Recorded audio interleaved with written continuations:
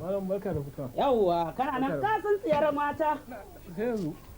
Wato wani lokacin su dada dama, wani lokacin su muna nama. Ji abincin nan tuntuni. Amma fa inda suka kyautata ba ga an faɗe shi da yaji. Salamu alaikum. Alaikum assalam. Malam Bala. Amma fa ka iya noma. Haba malam. Kamar ta samu uku ne?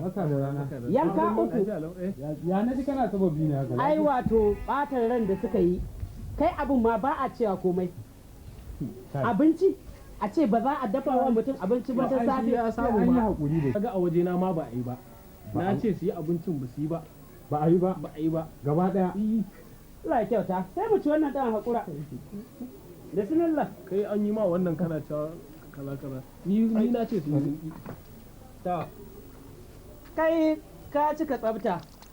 Mu ko daga ɗiban taki muka tasha kan dai muna jin yunwa ɗiban abinci muke. Wannan kuma fa. Wa jefo shi? Da fito ku da zo. Tuwo kawai. Duniyan nan Allah ya gyara mana. Malam, ba wacce na sani ba ce sai abincin. Sai da Allah ka cika santi. Ba yi sa na ce wani lokacin suna daɗaɗawa ba wani lokacin su bata ma?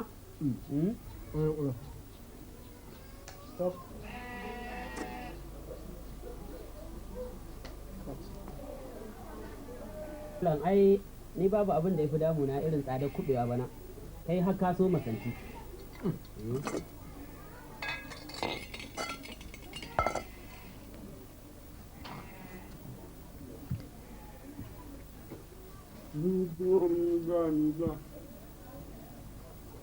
To wannan samu kira zaba.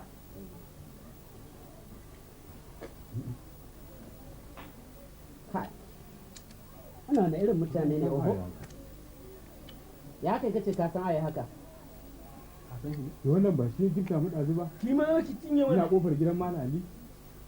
Haka in ce kansa tsaye to gara matan ma ita ce ta durƙusa har ta gaishe mu.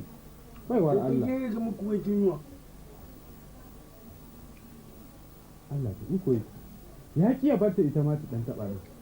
Wannan duniya ta mu. Allah ya sa.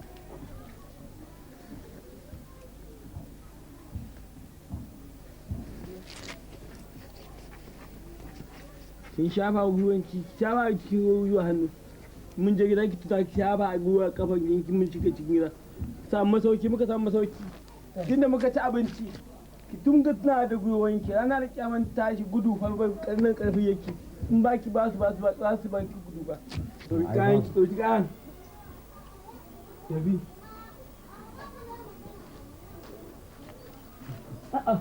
Na gode ba, na gode, ana ƙara arziki, ana ƙara arziki. Baka shanya miyar ba. Yau dabi. To sai an ji mu. To, sauka lafiya. Sauka lafiya. Allah sa dai Na Dankama.